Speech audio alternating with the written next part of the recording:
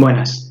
Continuando con el temario, tal y como lo dejamos en vídeos anteriores, de repaso de todo el temario que hemos estado viendo hasta el repaso final en el que nos encontramos de forma telemática, lo dejamos en los últimos vídeos en la Constitución de Cádiz del año 1812, la Constitución gaditana. La primera constitución de la historia de España, que empieza a limitar el poder del rey, que habla de la separación de poderes. Concretamente, retomamos el temario en el año 1814, en el que también tenemos un texto en el que nos podemos basar para entender este periodo, que es el decreto de 4 de mayo, firmado por Fernando VII del año 1814, de su vuelta a España, cuando había estado preso en Bayona. Debemos entender que la guerra de independencia española termina en el año 1814, en el que el pueblo español y el ejército del pueblo español vence a los franceses, que los franceses también estaban siendo derrotados, las tropas napoleónicas estaban siendo derrotadas en toda Europa. El pueblo español vence a los franceses y los expulsa de su territorio, tanto al ejército como a José I Bonaparte. En este momento, el legítimo rey que correspondería a España en esta época sería Fernando VII.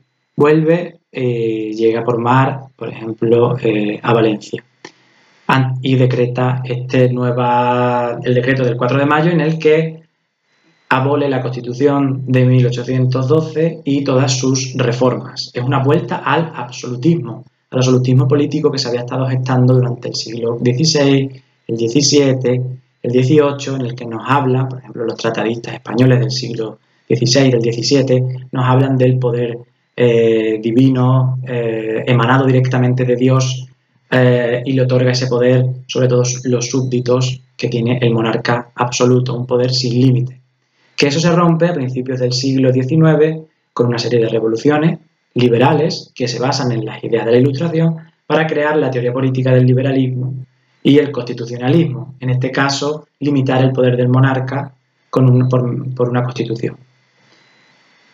Ante esta situación, Fernando VII, cuando vuelve a España, recibe un manifiesto conocido como el Manifiesto de los Persas, que es anterior al decreto del 4 de mayo de 1814, en el que una serie de diputados que habían participado en la elaboración de la Constitución de Cádiz de 1812 le piden al rey que vuelva a una monarquía absoluta en España.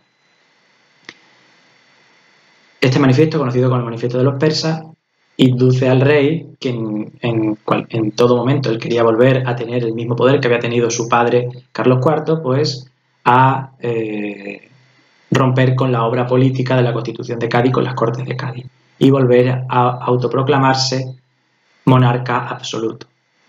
Por tanto, tenemos un regreso del absolutismo a España. Tenemos que entender que España es un país destrozado. Había sido un país atrasado durante el siglo XVIII, aunque se producieran reformas ilustradas y hubiera importantes ilustrados que lucharan por la mejora económica, educativa de la sociedad española y de la economía española, pero aún así era un país bastante atrasado con respecto a Europa y con un gran peso, por ejemplo, de la religión católica y de la Inquisición.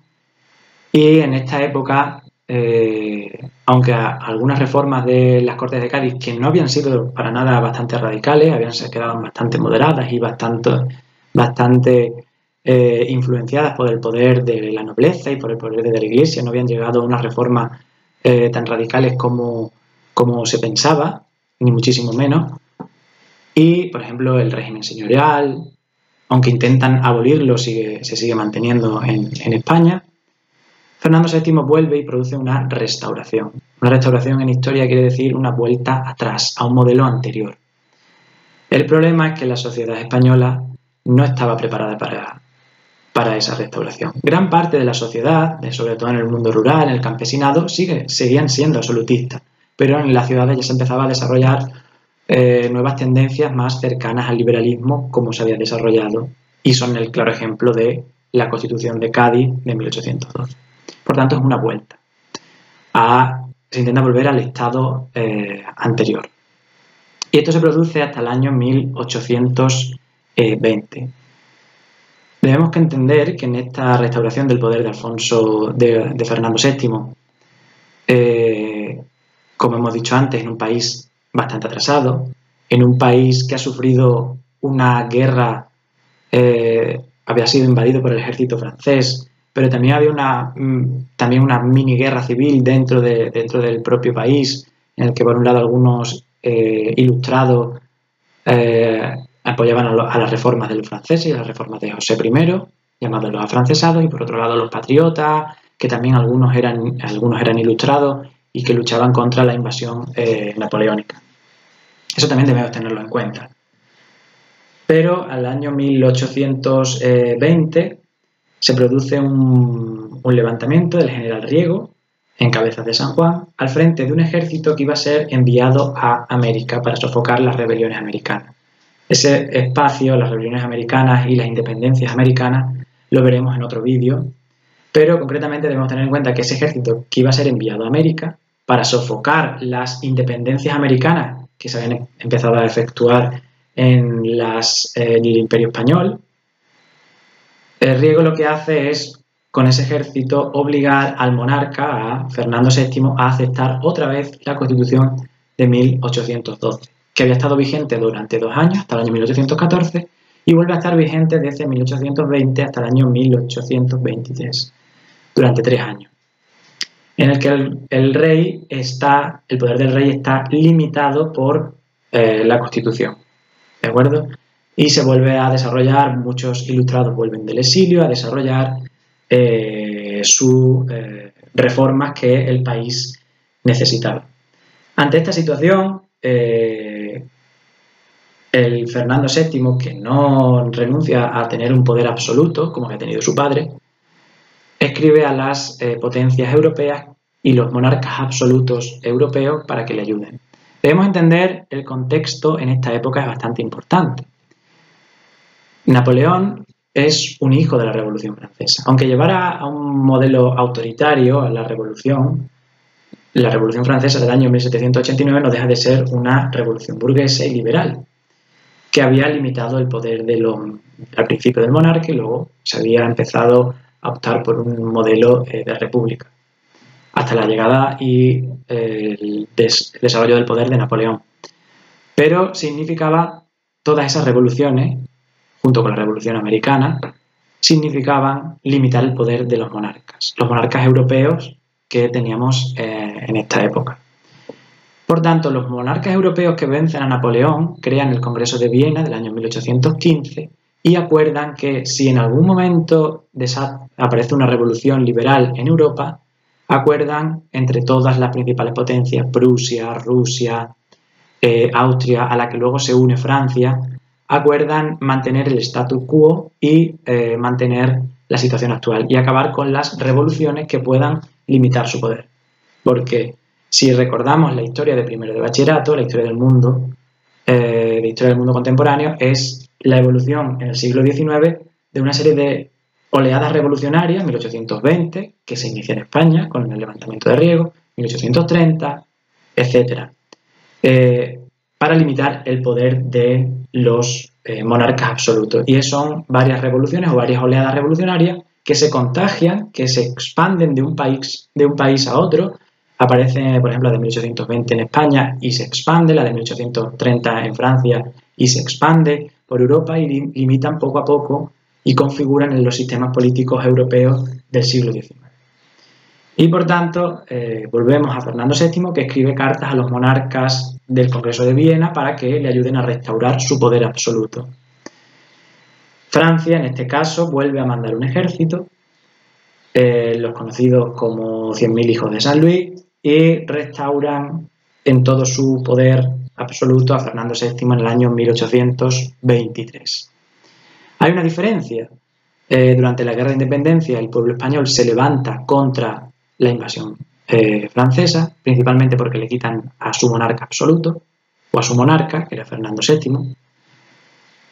Pero en este caso el pueblo no lucha, también debido, por un lado, a que es el propio rey el que reclama que lleguen estas tropas, y por otro lado, a que la sociedad española estaba muy cansada después de una guerra de independencia muy costosa, Pensad que si la Guerra de Independencia terminó una serie de años antes, en el 1823 el país si había estado arrastrando mucho atraso durante siglos anteriores. Imaginaos ya después, a principios del siglo XIX, un país destrozado por la contienda.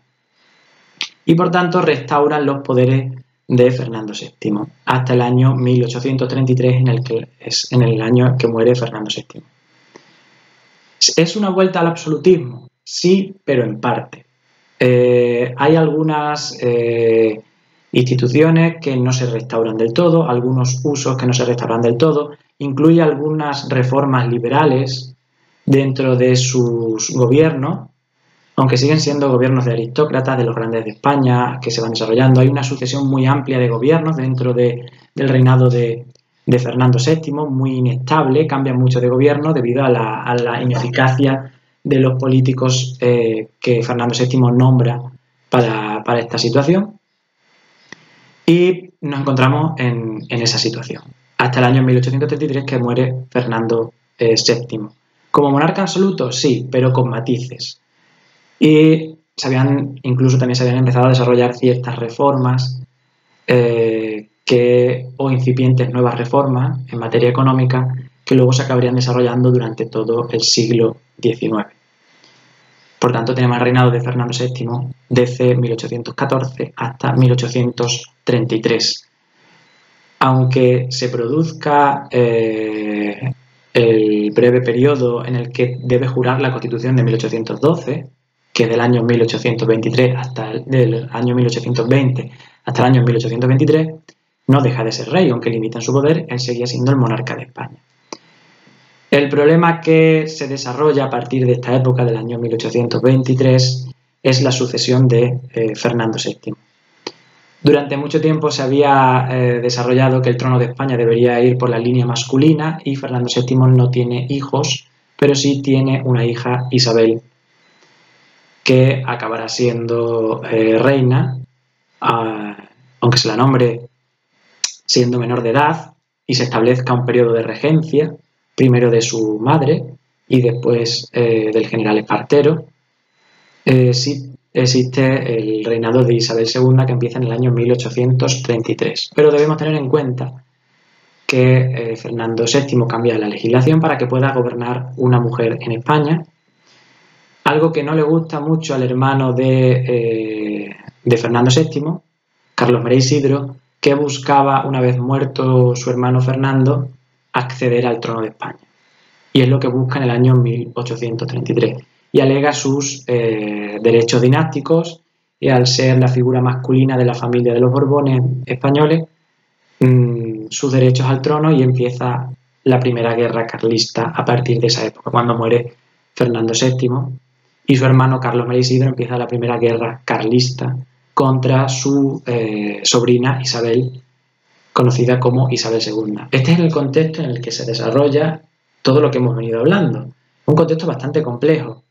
Pensad que se desarrollan las independencias americanas durante toda esta época del reinado de Fernando VII. Un país arruinado por la guerra, un país atrasado durante todo el siglo XVIII, que no logra ponerse al mismo nivel ni industrializarse como empiezan a industrializarse las grandes potencias europeas. Y sufre un duro golpe, que pierde su imperio colonial, como ya veremos en otros vídeos. Pierde su imperio colonial y una de las principales fuentes de ingresos tanto del Estado del Reino Español como de la escasa industria y la producción y el comercio que tiene España, con el monopolio del antiguo imperio colonial que tenía en América. Son factores importantes para entender el desarrollo político y el desarrollo social y económico de España en esta época. Pensar que todavía siguen teniendo muchísimo poder la Iglesia Católica, aunque empieza a desaparecer ya la institución de la Inquisición, pero sigue teniendo mucho poder. O las familias nobiliarias que copan el poder político también siguen teniendo muchísimo poder dentro del reinado de Fernando VII, incluso ya lo veremos también durante el reinado de Isabel II, que comenzaremos en el próximo vídeo con estas fechas concretas.